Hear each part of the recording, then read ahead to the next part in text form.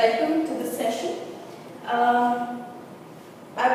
Though we have met earlier, but I would like to begin with a little introduction of myself. As you know, I'm Aarti. Besides facilitating the teaching of English to your kids, I'm also their form tutor, so we have had a couple of introductions. I've been teaching for past almost 18 years, and whenever I go down the memory lane, there's a quote by Wordsworth that comes to my mind very often, and I realize how valid it is even today. And the quote is, "The child is the father of man." In these 18 years of teaching, every day has been a learning experience, not just for the students, but for me as well. It's a two-way process, and we've both been learning from each other. That brings me back to the session, why we are all here today. Just so that you understand how we approach the teaching learning process in our classrooms at Pathways. So, welcome once again. I would like to begin with a little activity. I would like to take you back to your school days, back to school, and school was school for us at least. I'm going to place a chair here.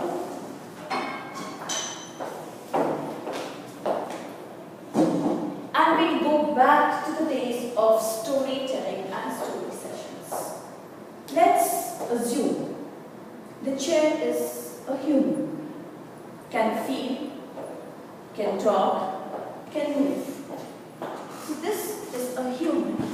We're going to weave a story, thinking, imagining that the chair has human-like qualities. I'll begin by giving you a thread. I would request all of you to contribute one sentence to it. The chair is lonely and sad today. Now, the chair is lonely and sad. I wish I could know what the chair is thinking about. the chair has had a fight with her friend.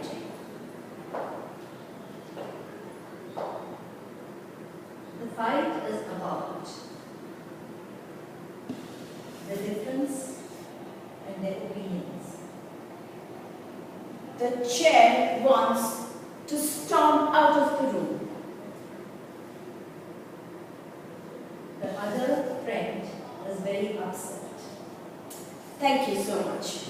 Now I want you to go back and just for a moment reflect at what all we just contributed to. There are certain characteristics which obviously a chair does not have. It's an inanimate object. The chair cannot move, it cannot storm out of the room, it cannot feel. When we give human-like traits, attributes to inanimate objects, we personify it. And that is the topic for our today's session, personification. Person-like attributes to inanimate object, personification.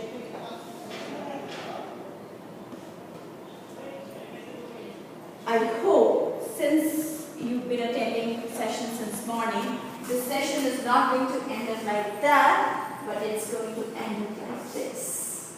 With this hope, I take you through to the next. What is personification? Personification gives human characteristics to inanimate objects, animals, or ideas.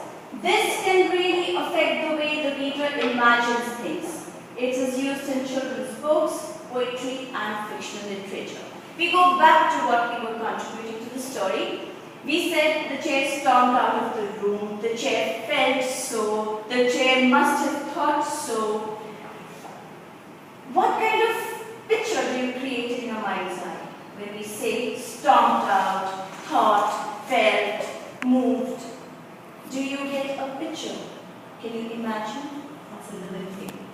You feel it's a living thing. Exactly, very good. We know, we feel like we were the chair. So in our mind's eye, we are preparing a picture, an image, and that's the purpose of personification, to help you build an image even though the object is inanimate.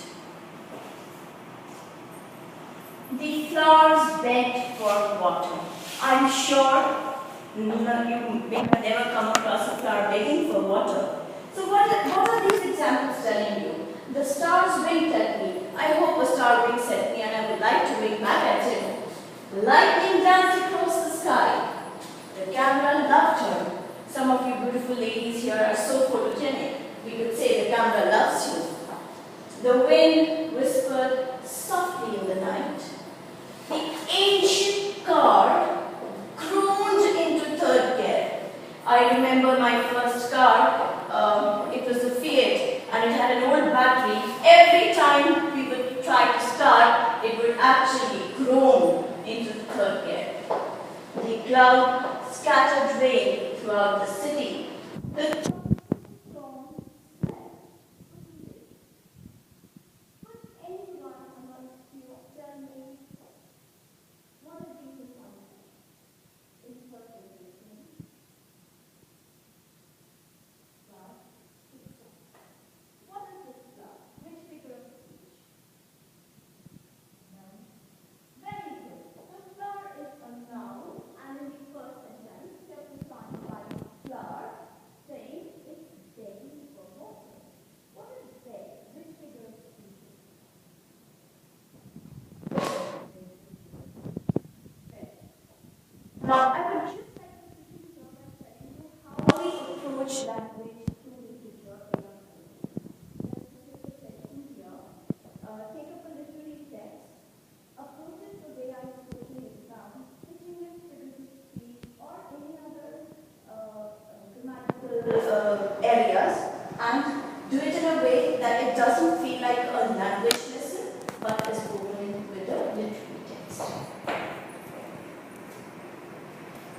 Another dimension to it, sometimes we refer to some national personifications. If you could look at this image, it's an image of Goddess Durga, but we personify her as Bharat Ma.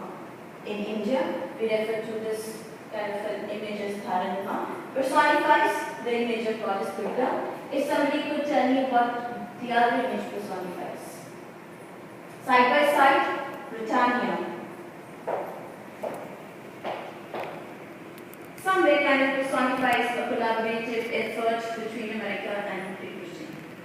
So there are many such national personifications. If any one of you would go home and look for it, please do so. May I request somebody here to read this poem aloud for me? My backyard breathes life. The plants gather the sunlight with bending and reaching arms. Trailing vines hold on to the fences with curling fingers.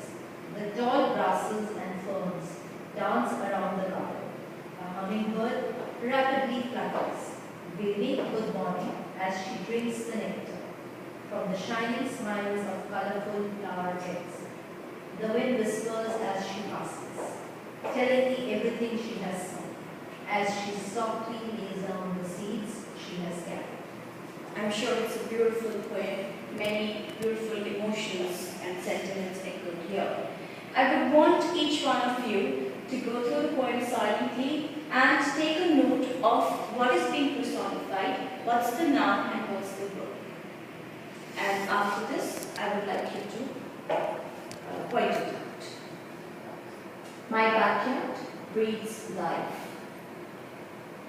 Backyard is being personified. Great. And backyard is a noun and breeze is here. Absolutely right. In a similar manner, we'll go through the entire poem one by one. I would also like to touch upon assessment.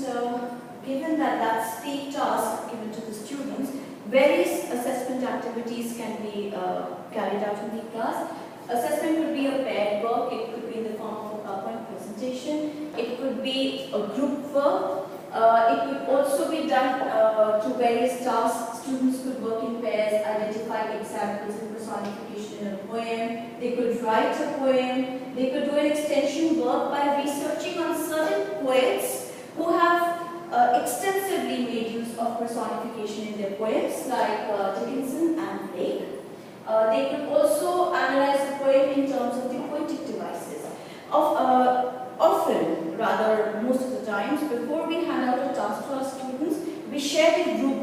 for the assessment with them.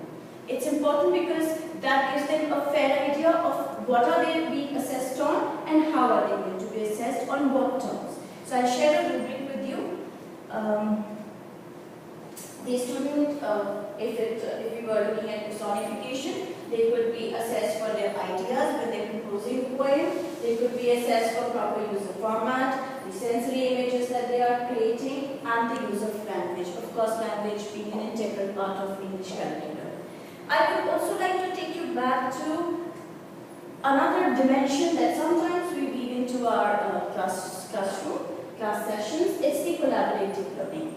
If I were to look at a lesson on personification, I would want to integrate ICT into this in a way that children could use the elements of Photoshop. When they compose a poem, they could create bubbles, they could use Photoshop for putting in images, putting the poem in a text box, and hence bring in the elements of collaborative and integrated learning. If I were to use integrated learning for a lesson in personification, I would share a rubric with them, which would be something like this. They could be assessed on importing graphic picture, adding shape talk bubble, adding text, their styles, use of color. This is just a sample. Depending on what kind of assessment task are you carrying out in the class, you could use a rubric accordingly. This is just an image of what the final project would look like. You can see there are 4 different examples of what students could create or maybe have created for a session on personification. So now there's a this is what the example is, and a football field. Yes, and a football field.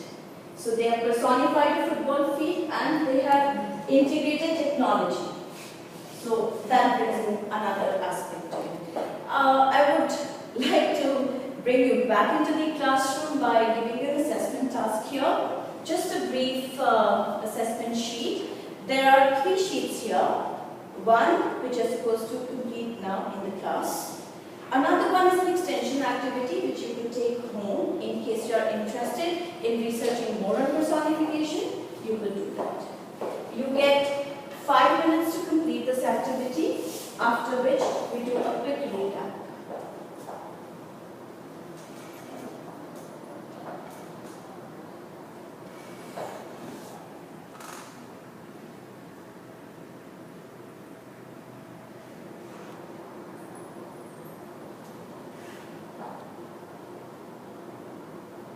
Speak about the first one. Yeah.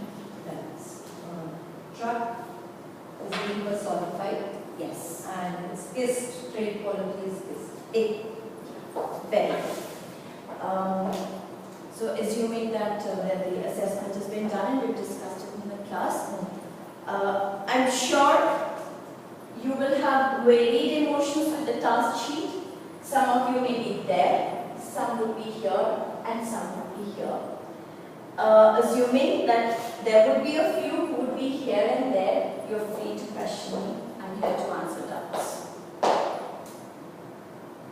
So then the question session for 5 minutes.